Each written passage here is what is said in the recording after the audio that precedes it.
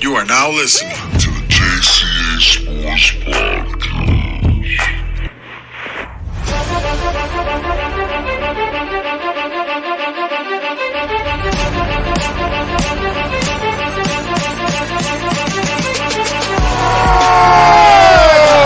DeMar DeRozan delivers!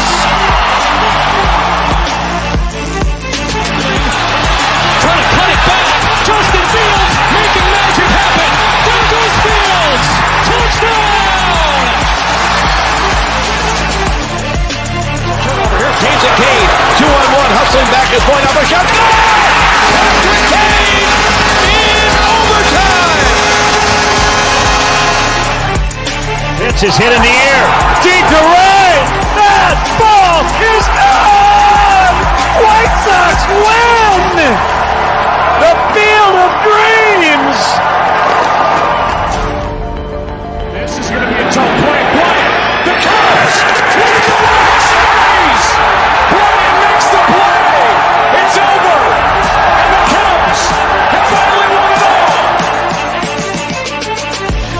This is the Jca Sports Podcast.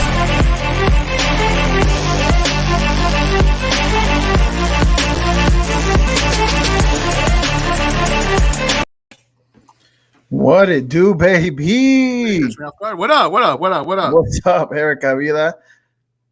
What's going on? Another episode of the Jca Sports Podcast here. Sorry, I had an itch. Here on Facebook, YouTube, Twitter, Twitch, you name it, MySpace. We're going back even up to today. MySpace? We on MySpace? Yeah, we're going way back, like 84 Cadillac. Right. Jca Sports Podcast here on Facebook Live. Jose Contreras, myself, Eric Avila. Jonathan Playa will be with us shortly. We got a lot to talk about today. Again, I mean, where do we start off, man? And there's no other place than the NFL. And they keep on making news every single day. It feels like a daily soap opera, novela, telenovela, in English and in Spanish, man. The Chiefs traded away Tyreek Hill to the Miami Dolphins for this year's first-round draft pick, this year's second-round draft pick, this year's fourth-round draft pick, next year's fourth-round draft pick, and next year's sixth-round draft pick, along with making him the highest-paid wide receiver in the NFL, giving him a 4-year, $120 million, giving him $72 million guaranteed. Jose, simple question. As we put the link right here on our chat too as well. You know, the guy, you guys to join us anytime to talk about sports. But Jose, simple question, and it's the question I'm gonna give out to everybody too as well. Who won this trade today? The Dolphins or the Chiefs? Oh, you know what, Eric? When I originally seen this, I thought to myself, the Dolphins won. I mean, you just acquired one of the greatest running wide receivers, if not the greatest wide receiver today, and Tyreek Hill. And this is after you acquired Armstead, an elite offensive lineman who's going to help Tua Tagovailoa in the passing game. So not only did you just protect his blind side, but you just gave him a deep threat, someone who's uncoverable in the NFL. Yeah. So I seen this now that, dude, Miami's all in. Miami's trying to win, and they're making moves. But then, you know, the more I look at this trade and the more I look at everything, then you see what the Chiefs got back in return, and you just named it: a 2022 first-round pick, a second-round pick, a fourth-round pick, plus a fourth and a sixth in 2023. This draft is a wide receiver-heavy draft. Mm-hmm. This is a draft where they could literally get their return on investment right away. You know what I mean? Now, are you going to find an elite level talent like Tyreek Hill? No, that's a stretch, right? At the same time, it's at the same time, like that's a haul. You can get more than just one great player back for Tyreek Hill, but that's still has yet to be seen. But at the moment, I'm going to say the Dolphins because we know what they have. They have a proven commodity in Tyreek Hill. Right. And then, as I mentioned earlier, that deep threat, that passing game is elite. Yeah, no, definitely for sure. It is elite. My cousin 9090, what's going on, man? Goes on and says that Tyreek Hill to the Dolphins is crazy. Yeah, man, it's something that we didn't expect, right? We knew he was on his last year of his contract. We thought, we seen the money that was given to Devontae Adams this like what 6-7 days ago, giving him crazy money when he got traded to the Raiders. We thought that was going to probably be next in line for the Kansas City Chiefs. Now, here's the thing.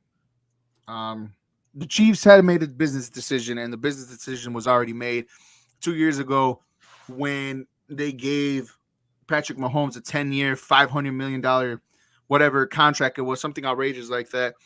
So the writing was already on the wall that they weren't going to give Tyreek Hill, the money that he's receiving right now in Miami. As we got our main man Jonathan Palaio on the comments saying that Mahomes and Reed are going to revive Juju's career. Now look, what you lack, what Juju has in a, I guess, precise route running that Tyreek doesn't. Tyreek Hill's speed is nowhere near Juju Smith's speed. And I think that what they lack in one area, I guess, whatever, they kind of even themselves out in many different variables. But the fact of the matter is that the Chiefs went on and said, you know what, we're paying Mahomes this amount of money. Mahomes can kind of almost do kind of Brady-esque, Roger-esque, where you could kind of throw in anybody there. We get a cheap wide receiver in this draft, like you alluded to earlier, Jose. They got 2 first-round picks, 2 second-round picks. They could just stack them, protect Mahomes too with offensive line help, maybe get whatever they need. But like you said, draft heavy wide receiver class, and let's see if they could get another, not a cheetah, but what's fast? What's lower than a cheetah? A panther?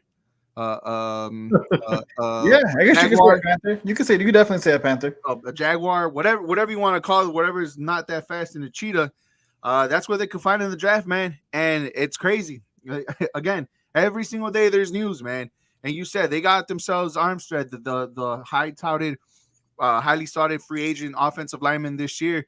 The Bears were flirting with his name too as well, but now the Miami Dolphins, they got Armstead there too as well. The real question is though, Jose, and I'm going to ask you this question. I'm going to ask John too, if either on the comments he can answer or when he jumps on, is with all the moves that the Dolphins have made, are you really that confident in Tua Tagovailoa, or is this just if this is one of the main reasons of those quarterbacks that, you know what, we're giving you everything you wanted. If you don't succeed next year, you're gone. Based off what I've seen from him thus far, Eric, no, I'm not that confident. But you know what? He has all the excuses in the world. He didn't have an offensive lineman. He didn't have, formidable weapons around him. He was injured the last couple seasons. I mean, you've seen they just replaced his coach.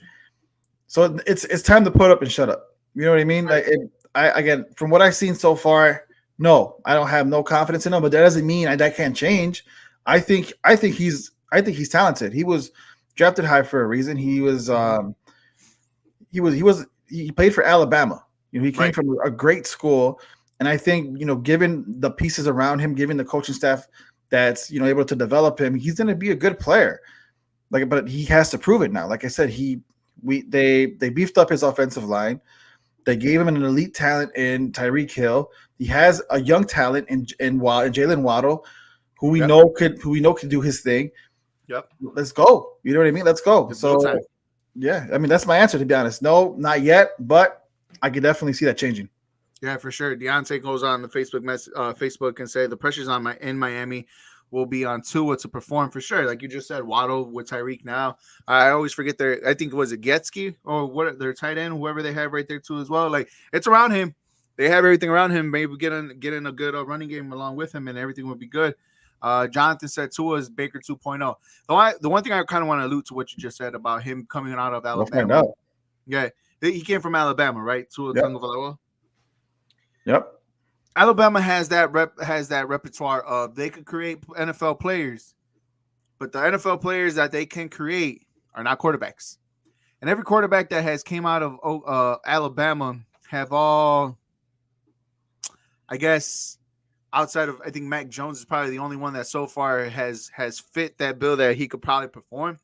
But outside of Mac Jones, no Alabama quarterback can perform. And now it's his turn to see if he could actually be the other person, the other quarterback in coming out of the Alabama system that can perform in the NFL too as well, man. And moves are crazy. The moves are getting crazy in the NFL. The AFC got a whole lot tougher, especially now that, with the Dolphins being the AFC East, I'm sorry, and the AFC East, it just got tougher for the Buffalo Bills. It got tougher for the New England Patriots. And they face them twice a year.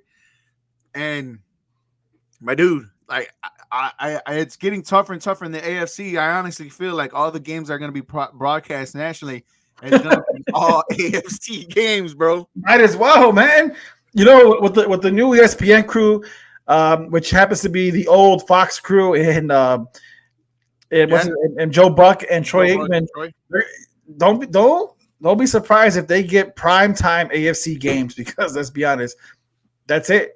And to be honest with you, any AFC game is kind of a primetime game. Unless you have Texas and Jets, but yes, absolutely. You know what I mean? A majority of them are going to be primetime games. And if you're in the NFC, Brady Rodgers is probably it, or maybe the Rams and Rodgers, or the Niners and Rodgers. I don't know. But regardless of the fact, Eric, that's pretty much it. As Nani says, Tua will let them down. He doesn't have an arm to get Tyreek the ball down the field. I don't know that to be true. If anything, I question his accuracy before I question his arm strength. But you brought up a good point, in where Alabama's usually Alabama quarterbacks don't transition well to the NFL. The same can be said about Ohio State quarterbacks, man, and we have one of those in our favorite team, the Chicago Bears. But we're not going to go there. We're not going to get there. Don't tell me that for sure. You're listening to the Jca Sports Podcast here on Facebook Live. You can follow us on YouTube, Twitch, Twitter too. You can watch us there. You can also join us on all our social media: Facebook, Twitter, Instagram, Snapchat. Not Snapchat. I'm sorry, TikTok, and all those. Make sure you follow us on all of us as we put out content every single day. We got a special one coming out tomorrow too, between myself and Jose, on an interview that we had with Mark Jean Greco. So it's going to be on our Spotify and Anchor app today. So don't miss out on that. You said Mark Jean Greco? What? Yeah, Mark Jean Greco. Yeah. You and I did that, man. How can you forget already? I'm just playing. And it's okay. Yeah. So just be on the lookout for that podcast along with this podcast, and you can listen to all our other podcasts on the Spotify and Anchor app. Jose, another big topic that came out today too as well, and obviously it's one of the topics that's actually kind of been on for a while because of how it came out. But Kyrie Irving, man, is clear to play home games now. New York has lifted their mandate, mask or vaccination, for not only just the Brooklyn Nets and the New York Knicks, but also the Yankees and the Mets. This means that now Kyrie Irving is going to be eligible to play at home and on the road now, to all put together, as the NBA playoffs are right around the corner. What does that mean for the Brooklyn Nets and give them their chances to win the NBA title this year? I think it doesn't change anything for you or I, Eric, I believe, because we both came out here and said the Brooklyn Nets are going to probably make it to the NBA Finals. Yeah. My decision changed after the Bulls had a hot start. I then chose them because, I'm a big fan. But, they've been disappointing me as of late, and I still think Brooklyn Nets, when healthy, are the team to beat. And that's saying something, because there's the champions, Milwaukee Bucks, are still intact. But again, with that being said, you have an MVP type caliber player like Kevin Durant. Mm-hmm. You added great role players in Steph Curry and Ben Simmons. You added what's his name, Ibaka, to the mix. Then you added. Then who am I missing? Then you got Kyrie Irving, who's able to play now fully home and away. Yeah, he's been balling out. He's been playing very, very well. And one of the things I was worried about for the Brooklyn Nets was if they start to win games and get a higher seed, yeah, and the more games they play at home, especially in the playoffs, then it wasn't going to look so well for the Brooklyn Nets. What if their game 7 what if they went to a game 7 against, let's say, Milwaukee, and it happened to be in Brooklyn, and Kyrie couldn't play? That was going to be a huge issue. Yeah. Not anymore. New York had a really dumb mandate that the home team players could not play at home, yet other opposite team players who weren't vaccinated were able to come into New York and play. It made no sense. So, it was common sense for them to lift the mandate, and I'm glad they did, because now we get to see some great basketball coming from Brooklyn away and at home. Yeah, for sure. And I think what also sparked interest and also a conversation too as well is the fact that and you said it yourself that away players could come in and play and not the home players and everything like that. That's fine. But also remember that the Brooklyn Nets and also the New York Knicks played each other a couple weeks ago, and Kyrie Irving wasn't able to play, but he was able to be in the stands without a mask. And I think that just caused a whole frenzy with everybody around the world, or at least in the United States and the NBA organization and fan base, is the fact that why would you allow Kyrie to be in the building in the first place without a mask, but you won't let him play? Like, where does that make sense, right? Exactly. Right. Exactly, bro.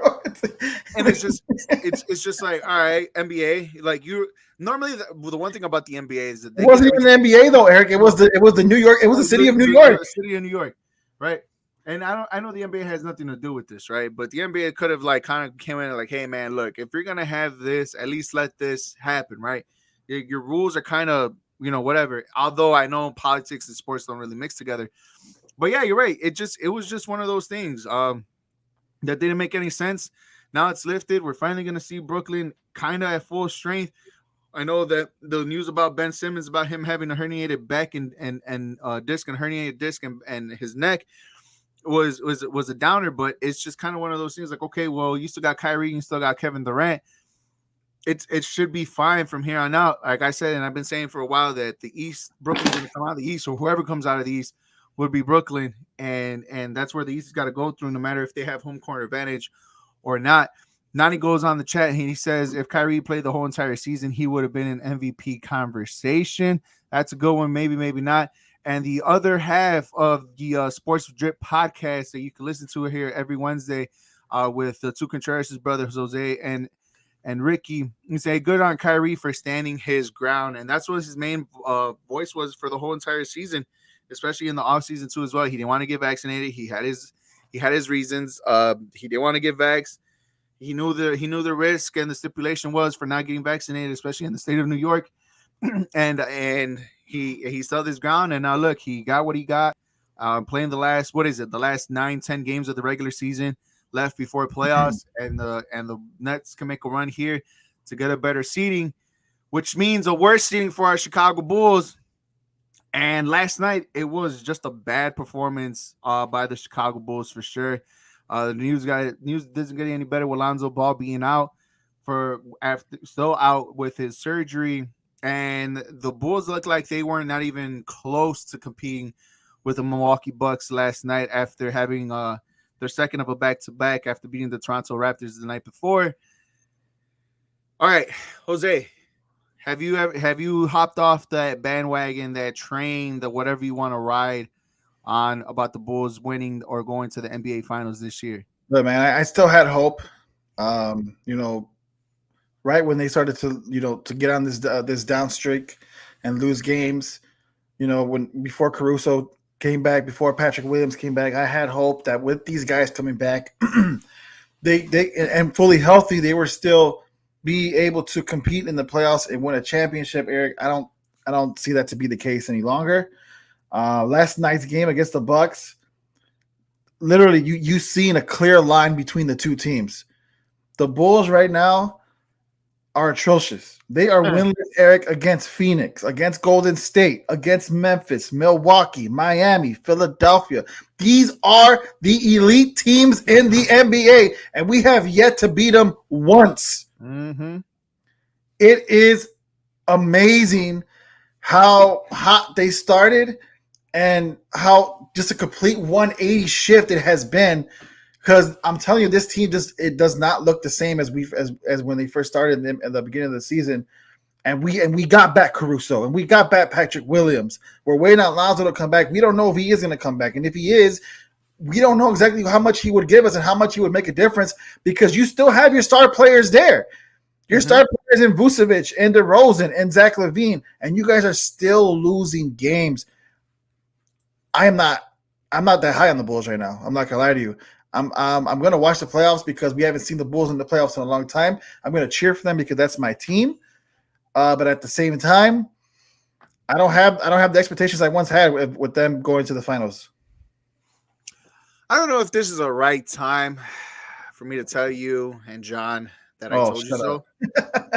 I knew I don't it. know if this is the right time for me to rub it in your guys' face and say, you know what, I told you guys to lower your guys' expectations. I don't know if it's the right time for me to say, guys, I'm right. Wow. But I was right. I mean, I kind of seen it coming outside of the injuries, barring injuries, right? I never, even if they were fully healthy from a period amount of time, man, I really did think that the Bulls really didn't have enough to compete with the best in, at least in the Eastern Conference, right? I'm keep it straight and simple and honest. The Eastern Conference, I think they couldn't compete. I literally saw them exactly just like the Chicago White Sox this year, where they could beat up the bad teams, but can't beat the elite teams. Right. And it's funny how they both have the same owner, and they both come into fruition too as well. Just like the White Sox. Just like the White Sox this year, they couldn't beat the best teams, and now here we are. We are 9 games left into the season.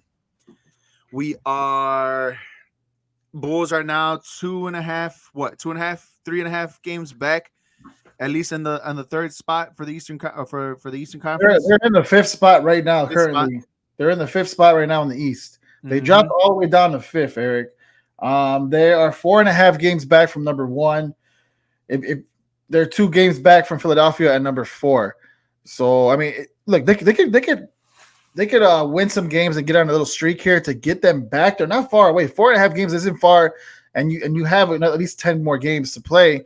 Well, they can do it, but they got to show it, man. If they can't, and if right now, there's no confidence. There's no confidence in this team right now. Well, you say 4.5 games like it's nothing, but 4.5 games with 10 games left, that's a lot. That's a lot to ask just to jump a few spots, man. But it is 4.5 though. But yeah, I get that it's a lot within a 10-game stretch, but it is just 4.5 games. If you take it game by game and just win, you just got to win 5 out of your last 10. And who knows? You know, like who knows, Eric? Anything can happen. Look, man, I'm still saying what I said. I want 500. I want a playoff appearance. If you make it out of the first round, great. If you don't make it out of the first playoff series, that's great too. Because all I asked around here was was the Bulls to be relevant, right? Was the Bulls to make some noise, right? To be that dark horse to compete and have them think, be in the back of the hey, what's up, buddy? I didn't even say I mentioned you because I was over here going on my little thing, but like I said. I saw the Bulls for what they truly really were, and that's fine by me. They exceeded my expectations. They're gonna have not exceeded, but they checked out every expectation I had for them. Next year will be a different year. As we are welcoming we are in full squad now. Our other third, Jonathan, our better half. Our other third here, John. Welcome. Hey. It's been a while. You haven't been on any of the shows in the last 3 weeks. But we love him. Why are you capping like that, man? You know, he's been on the show. What are you lying? It's only been like sorry. It's just been so long. I just lost count. But John, we're here talking about the Chicago Bulls. And like I was telling Jose, I don't know if it's too early for me to tell you guys I told you so, but I told you so. Is it too? Have you already jumped off the Chicago Bulls championship bandwagon? Ooh, you know what? I jumped off of it when I seen that Lonzo got hurt again during his rehab. I felt like there was still hope with Lonzo. Let everybody mesh together. Finals wagon, I'm off. I think they can, depending who they play, they might be able to make it to the conference finals.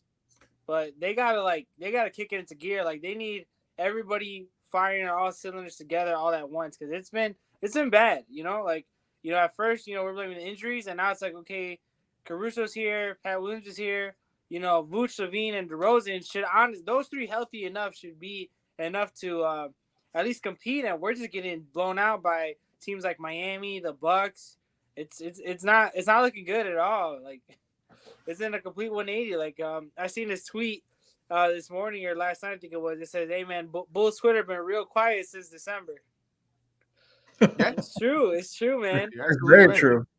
That's very true. Even though Jose, we did say that the Eastern Conference is going to go through Brooklyn. Deontay does put out a good fact just to throw it out there. The Bulls won the season series against Brooklyn. That is true, but Brooklyn, I guess what we're trying to see in the big spectrum of it all, Brooklyn hasn't really been Brooklyn because of the whole crazy thing that's been going on and everything like that. Haven't really been fully healthy, and when they did, they put the works on the Chicago Bulls. But they're not in the per se what you say top 10, or they're not top teams in the Eastern Conference, but it's still going to go through the East. But you're right on that part. Good nugget right there from Deontay for sure. Guys, the JCA Sports Podcast here on Facebook Live. We're also live on YouTube, Twitch, and Twitter. Make sure you guys follow us on all our social media platforms: Facebook, Instagram, Twitter, TikTok, and everything else. And also catches every podcast on the Spotify and Anchor app. You can also join us on the stream too if you guys want to talk to us too as well. The link is on the conversation on the chat. There you go. Josh goes on and says, honestly, I see the Bulls not making it past the first round in the playoffs. I'm honestly right there with Josh too. I kind of do see the Bulls not like making the playoffs, and that's it. That's fine. Obviously we got too excited for the Chicago Bulls this year. They were fun to watch. They were exciting to watch. They put excitement on our TVs when the Bears weren't doing so well. And I think they did. I think they did their job. At least in my eyes, they did their job. And their job was to make the Chicago Bulls relevant once again, and making sure that the Bulls are back on the map. And with AK and what's the other guy's name? I always forget the other guy's name. Eversley. I think the Bulls are in fine hands with those two, knowing what's out there. But guys, here's my question to you guys, right? And I want everybody on the chat here to join in on this. They have to make a decision on Zach LaVine. Would you guys give Zach LaVine the max contract to stay with the Bulls next year? Let's go with John. Oh, absolutely, man. I mean, LaVine's been a part of the rebuild.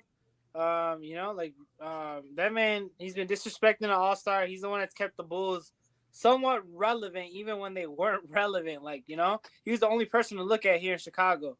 So definitely, man. I mean, he should have been got his extension if they could have. But yeah, I think you got to keep him. Even at this point, I'd love to see LaVine retireable. I know he's still got probably another, maybe 10 years, maybe 8. Maybe 10 might be too much, 8 years, but I'd love to see LaVine stay. I mean, he's been a dog, man. He's a fighter. This is still LaVine's team, even with DeRozan putting in the MVP talks. Even when Vooch goes off, the Caruso hype, the Ball hype. This is still LaVine's team, no matter what. That's why you can't let him go. I agree with John 100%. I think you give LaVine the max, only because I do think this team is a championship contending team. They're only a piece away. A piece being somebody that could defend, somebody that could rebound, somebody tough, somebody huge, somebody big, down low. That toughness like Joakim Noah that we needed. Who knows? Maybe someone like Anthony Davis, if he can stay healthy, can definitely help our team. But I'm talking about that kind of player. We need that type of player. And I feel like when we get that type of player, one who could not only can do everything I just mentioned, but could score the ball, we're in the title run. You know what I mean? We're in the title mix. I truly believe that. All right, guys. So I put it on the chat myself, and also the link to join us on the StreamYard. You can use it on your laptop or your phone to join us on our podcast today. Do you give LaVine the max contract?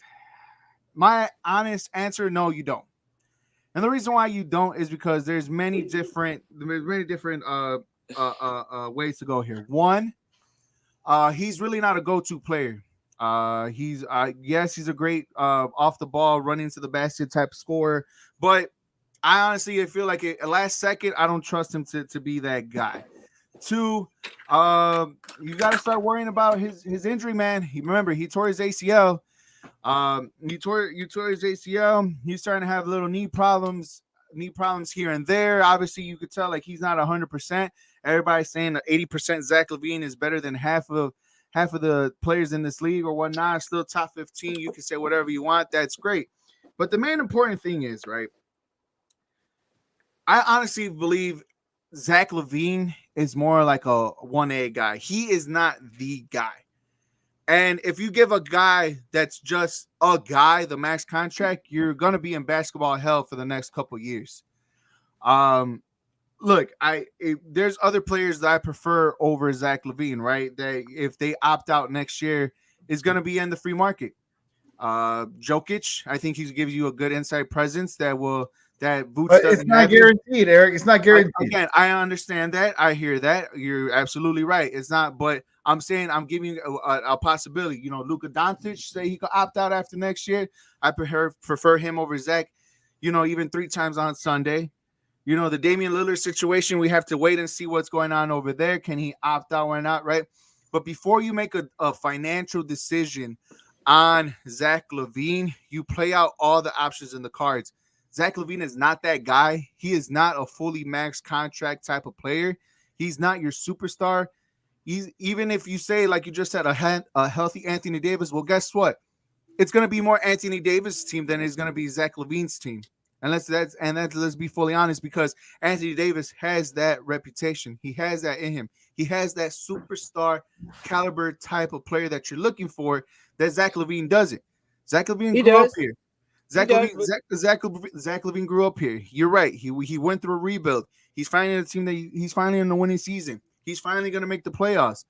But yet we still see Zach LaVine as, yeah, you're right. They don't give him the credit. But let's be honest with you. Let's be honest right here, guys. We can name some of the players. And the more players that we list, the further down he goes. He barely cracks the top 15, guys. And to be honest with you, you giving a guy that barely cracks the top 15 a max contract is going to put your franchise into basketball hell. Look, but you seen what he can do when healthy. He was starting to get closer to that top 10 player. Yes, he barely cracks the top 15, but that's him with an injury. Again, you started to surround him with great players like DeRozan, like Ball, Caruso, Vucevic. You started to see a way better, way more efficient Zach LaVine. That injury that he suffered is what's hurting him right now. If he can get that fixed, come back, give him the max, there you go. Then you have your star, and then you just look for another superstar. You know, if that means maybe trading DeRozan for someone like Doncic, or you know what I mean, or something like that, then why not? DeRozan's not going to have an MVP season again next year. I don't think. I think this was an anomaly. I'm glad he did. You know, he's a great player. I love DeRozan, but I don't think he's always going to be this way. So if that's the case, his trade stock is high. What can you get from him? Maybe another star player, maybe some draft picks, something like that can help the Bulls. But you will need to keep Zach and pay him that money. So my Jose, question, I'm glad you said that. John. Go ahead, John. I'm glad you said that, because realistically, that's where I was leaning. You know, we don't have a superstar, but the closest to a superstar is Zach on this team. This is like a magical year for DeRozan. Yeah. You know, it's like Jose hit it on the spot. You know, if you got to trade DeRozan for a superstar, I'd do it. I would trade DeRozan and Ball for Dame.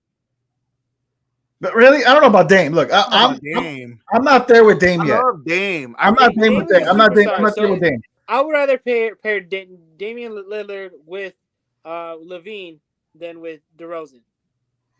That I agree with. But I'm not too sold on Damian Lillard right now.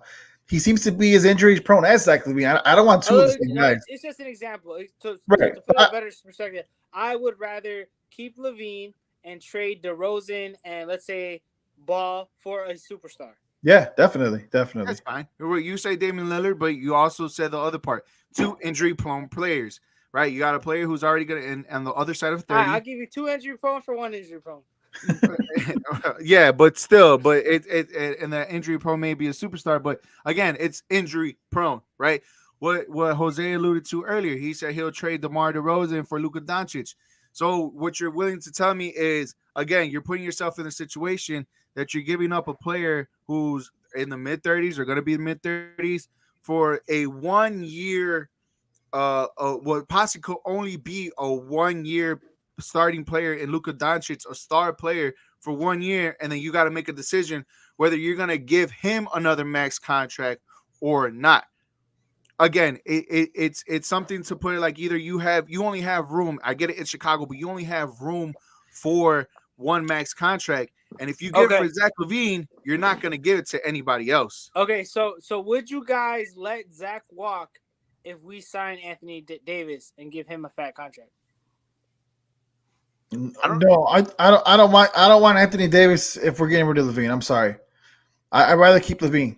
Anthony Davis, they call him street clothes for a reason. This guy is not going to play a full season. They do, but you know he's missing. Zach you know LaVine, he's gonna have his agent call the Bulls because the Lakers ain't winning another ship. Look. I think you can get Anthony Davis for cheap. I do. I don't think his stock is high. We can't do it 1 year. No, but we can't do. We could give him the quote unquote LeBron James contract, and that's give him yeah, exactly. Yep. That's exactly what we could do. You know, he can always opt back in. You don't give him you say you give him a cheap, opt back out, then he'll probably opt back in, give him another contract, so on and so forth. That way you can still kind of fandangle your way luxury wise and stuff like that. You're right. If you're gonna give Zach LaVine, that's the only way possible way you can keep Anthony Davis in here, right? Let's go to the comments real quick, and we only got one right now. Is Zach LaVine a superstar? To me, to Deontay, no. He's not. Unfortunately, that max will take the Bulls into the luxury tax to get them over the hump. As we're here at the Jca Sports Podcast here on Facebook, YouTube, Twitch, and Twitter. Guys, make sure you follow us on all our social media platforms and make sure you tune into all our shows on Spotify and Anchor too as well. Yes, you can, Deontay. Yes, you can.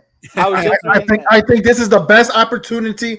Not saying, look, I love DeRozan. Not saying I want to trade DeRozan. He's saying can't trade DeMar DeRozan after having the best season of his career. Stay away from Davis. Okay, the Davis, I could agree with you, but DeMar DeRozan is not going to have another now. Yeah, DeMar DeRozan is not going to have another season like this again. Who knows what he'll give you next season? You know what I mean? Or somewhere else. He might not even be an all-star next year. And look, I get it, but the main thing is that to me, I play all my cards before I go crazy stupid and give Zach LaVine a max contract. Play all the cards in there. You know, even if you don't give him the max deal, which is what, 5 years, $200 million or whatever it is, 6 years, whatever the max. What's the max contract number? You guys have I know nobody can give him over $200 million other than the Bulls. Other than the Bulls. For sure. So that's for sure, right? Most he can get, I think it's like 180 somewhere else. Okay. For 4 years. For 4 years. 180 somewhere else. Yeah. We can offer him 5 years over 200. Yep. We're the only team that could offer him five-year deal. Yeah. Everyone else is 4. Okay, cool. Thank you for helping me, guys. I appreciate it. All right. So you're willing, and it gets trickier by the second because, again, what Deontay said, he's not a superstar. And I think that's what puts all the other NBA teams in this type of situation, that you're giving out these max contracts to these players that are not superstar calibers, that are just A1 caliber players, and then you put yourselves in these positions, in these type of positions, man. I like Zach. And John, you said you're right after that. You're right for what you said. In the city of Chicago, for these Chicago Bulls, Zach LaVine is the superstar. That's our boy. In the NBA. He's only 27, Eric. He's still got time to become a superstar. But I think having a time to be a superstar in the NFL, in the NBA, you're going to be a superstar by the age of 23, 22, 23, 24. By the time you hit your prime years of 26 to 29, you're already solidified as a superstar. If you're not a superstar by all-star, then but pair him with the superstar. And we'll be right, good. he's just an A1. Like I said, he's only 27. Give him a 5-year deal. We got him until he's 32. DeRozan's 32 right now. That's why I'd rather move on from DeRozan now.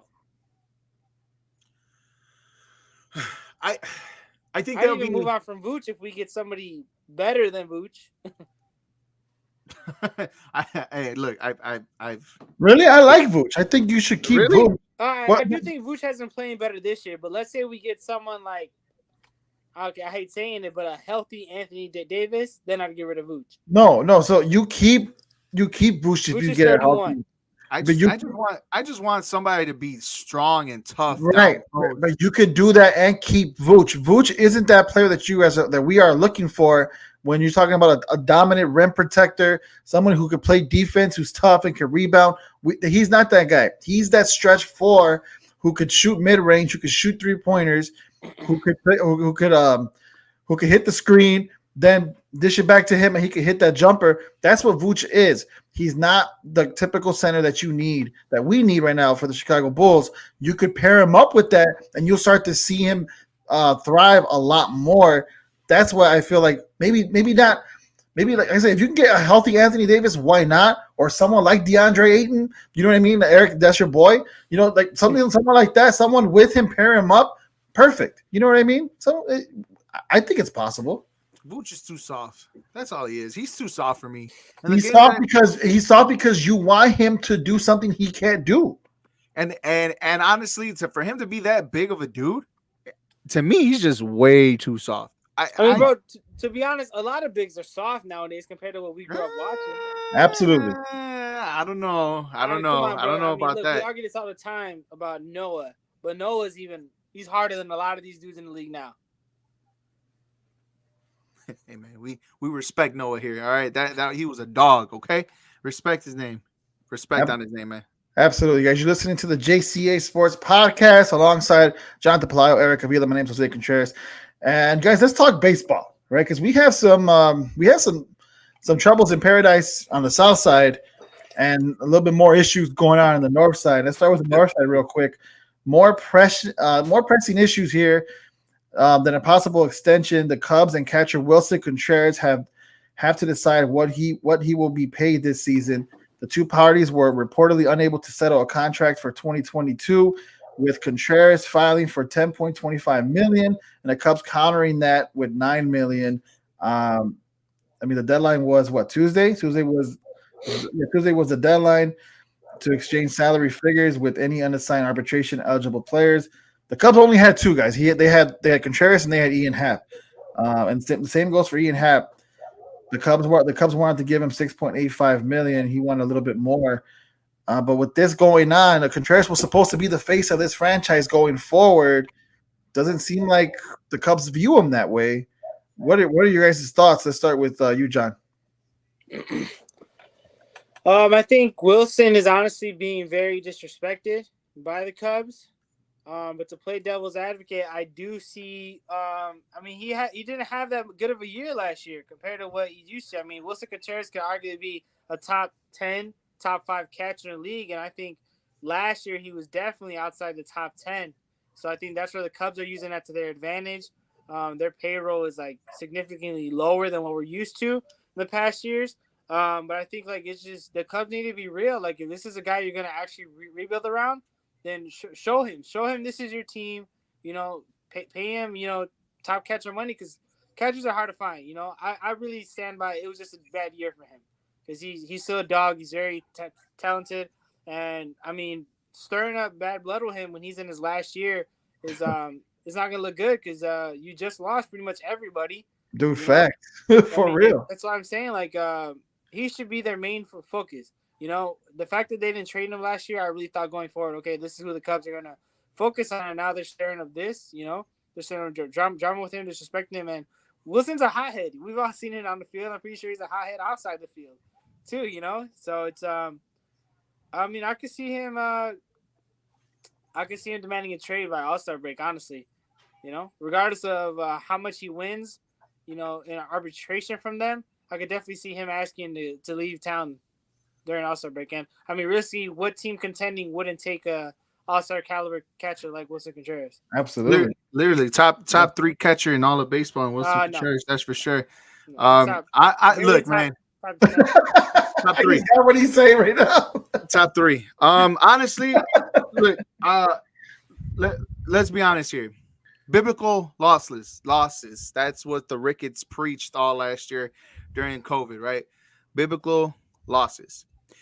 But yet they wanted to make a bid for Chelsea Football Club. I can care less what the Ricketts do and say. I think they're cheap. They're cheapskate. They overthought Wrigley. They want to take away all the mom and pop shops that made Wrigley Field and made it into a corporation. And Wrigley Field or Wrigleyville, whatever you want to call it, doesn't look like the same old Wrigley. Do they need a renovation? Yes. I was all about the scoreboard because the bleacher seats, let's be honest, It's cool to be there, but you really can't enjoy the game from that far if you're really a baseball fan. If you want to go drink, the bleachers, not the bleacher seats, the other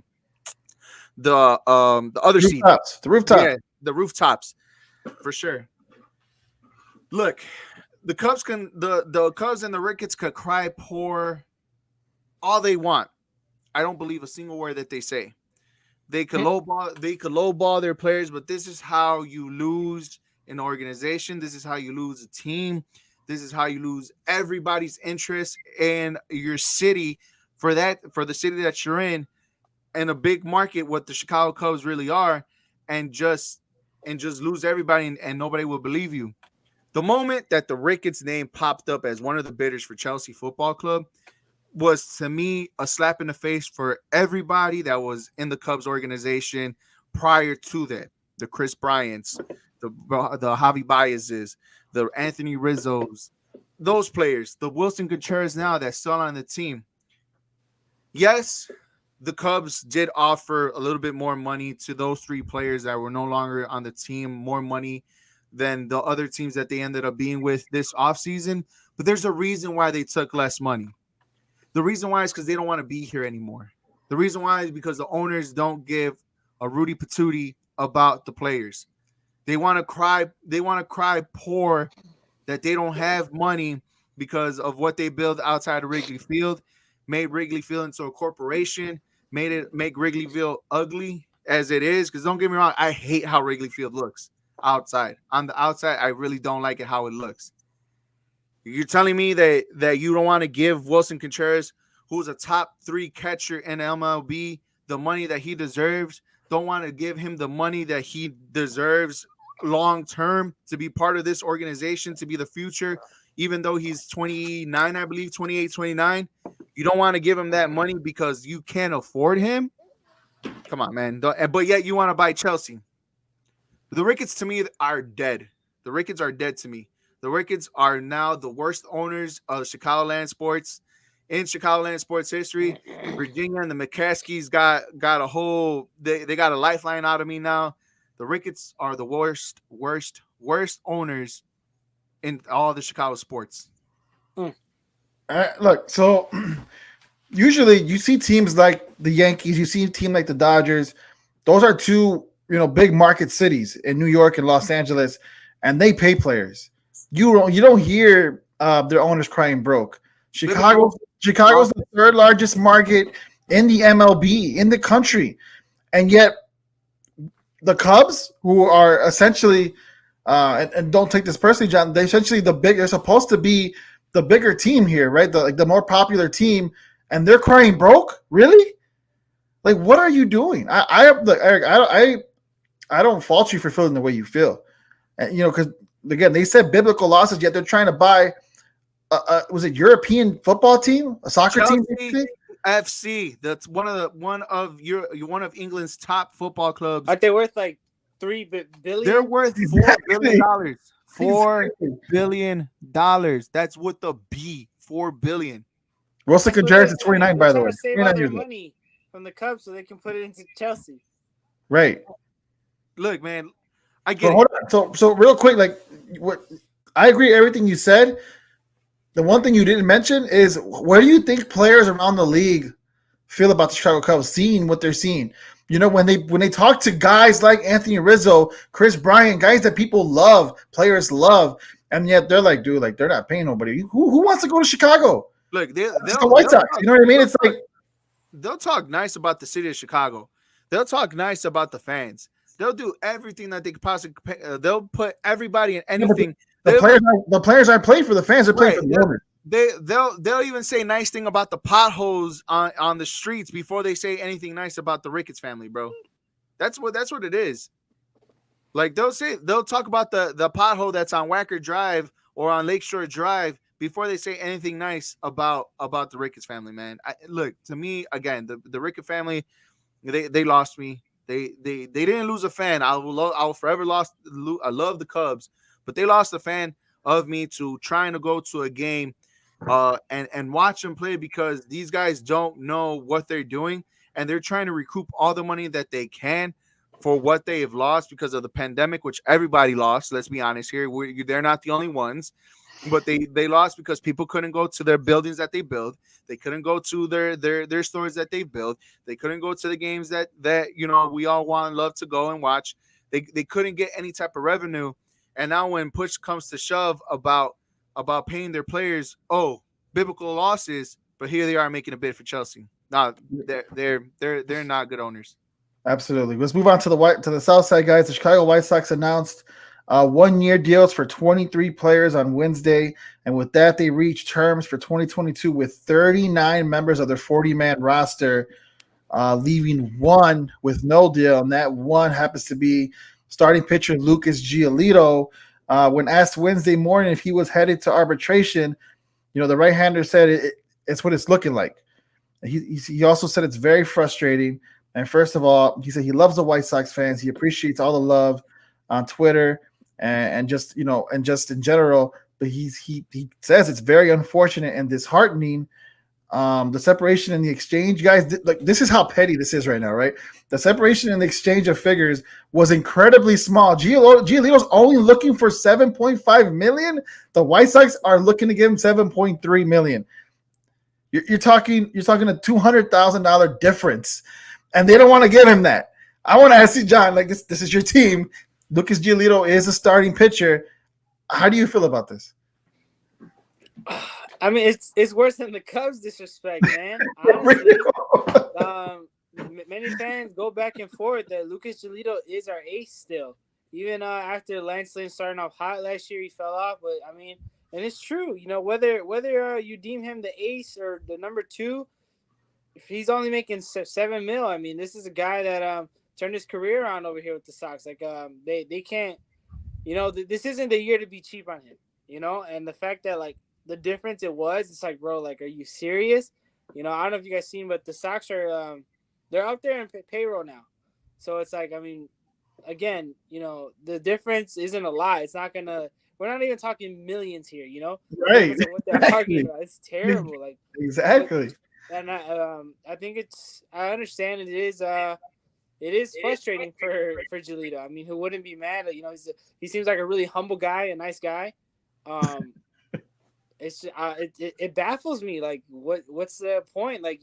You're giving everybody else money, but not your ace. You can't even give him, the little $7.5 million he's asking for. What are you gonna go argue for? What are you gonna arbitration for? Then it also, raises question marks. What do they think of him as far as the future? And it's and it's a great rotation we have with Giolito and our pitching coach, who actually used to be his coach. They brought him here, for Giolito. So it's what are you doing? Well, this is not the guy that you want to bump heads with. This is supposed to be your future. He's so young. He still has a great arm. Like I said, whether you want to deem him the ace or the number 2, it's still very disrespectful for your top pitcher to go into arbitration for over $200K. Yeah. Deontay in the comments says if the Cubs are crying broke, the Sox could complain about $200,000. He also says give the man the money and move on. I agree 100%. I agree. He deserves it. He deserves it. I mean, honestly, he should have gotten an extension. But I will say it's more important to give Tim Anderson an extension before Giolito. But Giolito deserves an extension over here. Yeah, no, absolutely. John, why do you think they're not giving him that $200K though? Man, I wish I knew, but I think it blows. It's just, like I said, I'm baffled by it. I mean, the only thing I could say is maybe they want him to have ace or Cy Young contention. I mean, we got plenty of arms, coming up, plenty of arms in the pen, but it's it literally makes no sense, man. It's definitely a bad look for the Sox. It's a bad look for the owners. I know fans are pissed, seeing all over Twitter, all over Facebook, and the Sox group I'm in. It's just, I mean, I'm sure you guys, even as Cubs fans, people outside of the White Sox fans are probably just as baffled as we are. It's terrible. Yeah, Eric, what are your thoughts on the White Sox not giving Giolito just a mere $200,000? Who cares? No, I'm just kidding. No, and in all honesty, man, look, it's just $200,000, right? And John alluded, everything that he hit is spot on.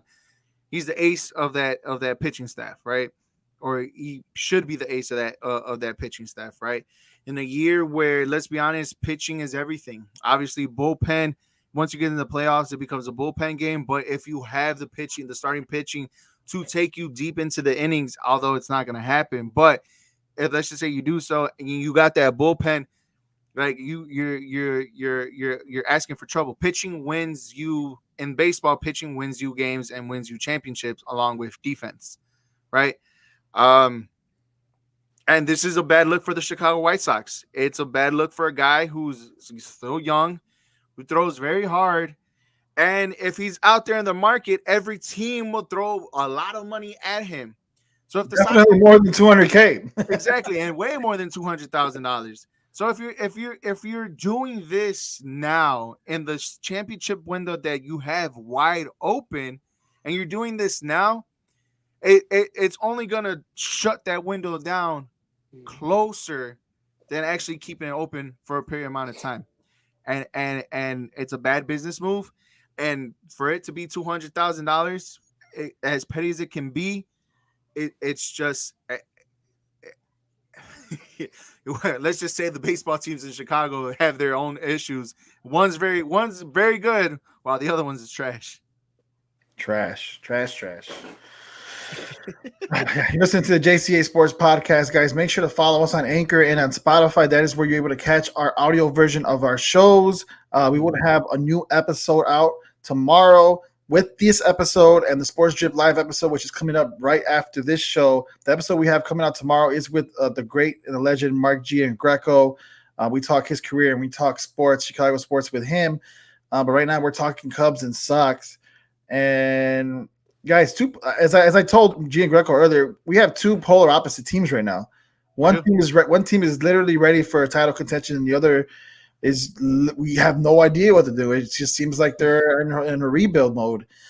But as I mentioned earlier, and I want to get your guys' thoughts, why is it that when it comes to Chicago, why aren't we like the Yankees or the Dodgers? Like why are these owners literally not just throwing money on these players and trying to win a championship? I mean, the Dodgers do it successfully well, right, John? Yeah, absolutely. The Dodgers do it well. Only thing is the Dodgers have only won one World Series, in the last 20 years. But they made it to what either the NLCS or the World Series. Yeah, how many years? But when you're spending money, but here just to get back on the Cubs here, to compare the Cubs to the Dodgers, I can see where the Cubs owners don't want to spend money because they literally won the championship without spending nearly as much as the Yankees and the Cubs do every single year. Who did you have driving that boat? You know what I mean? That was Theo Epstein. I mean, yes, they did spend money to go get John Lester the year before, but they won it with rookie contracts. Hayward too. They did have some contracts. I'm not going to say they didn't, but their core was still on cheaper deals. Cheaper contracts, rookie contracts. So I think that's what they want to repeat again. And the Sox as well. I mean, like I said, the Sox have bumped up in payroll, but they played it smart the last couple of years. They've signed their cores, while they still were up and coming. Moncada got his extension. Luis Robert got a contract before even playing, in the MLB. Jimenez. So it's like these guys are the Sox front office. I can see them trying to win on half the price of what the Yankees and the Dodgers are spending, because the Dodgers once again are up there. They got Bauer coming back. Freddie Freeman just got signed. Like the Dodgers are well over there now. Yes, the Dodgers have been more successful than the Yankees, but at the end of the day, we count championships over here. And look at the Braves just won it, and their payroll wasn't even close to the Dodgers payroll, or even the Cubs, or even the Yankees, or even the Sox. Exactly. So it's like, why when teams are winning like that, or you're getting upset in the playoffs by teams like that. I mean, look, the Sox the last couple of years, they lost to the A's. They lost to Houston. I mean, Houston does have a decent sized payroll compared to the A's.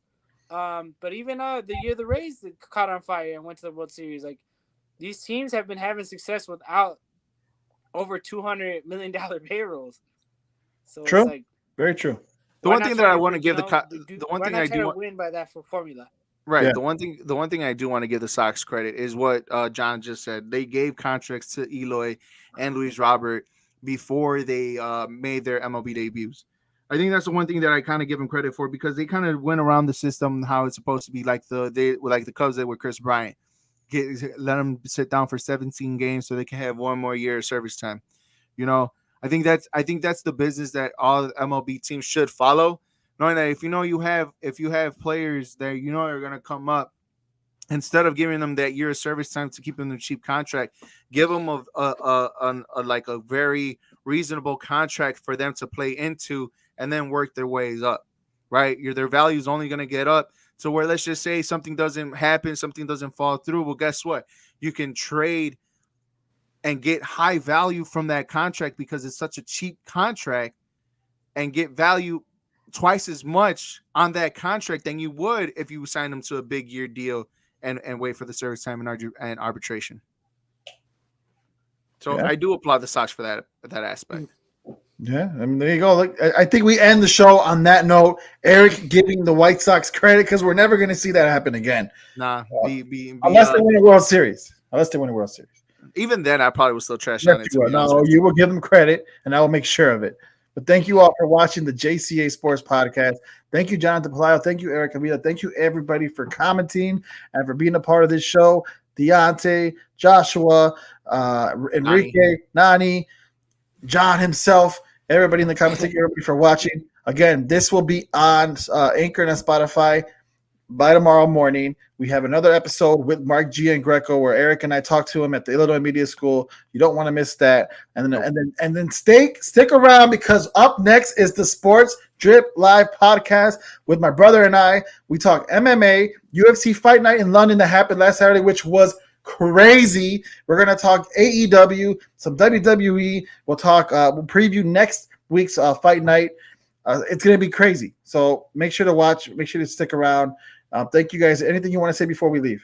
Yes. So tomorrow and this weekend, Sunday, I am going to do a post-game EAFP podcast after all the games are done for the World Cup qualifying between Mexico and United States tomorrow, and all the games on Sunday night. Doing a special EAFP podcast, and obviously a preview to the games on Wednesdays, as this is the last World Cup qualifying matches with importance, guys, because the next World Cup is going to be here, and it's not going to be as important because as they already going to be automatically qualified. So, guys, if you're into football, if you're into the real football, soccer, tune in tomorrow. I think the last game finished off between the United States and Mexico at 9 o'clock, so I'll be on here 11 p.m. sharp.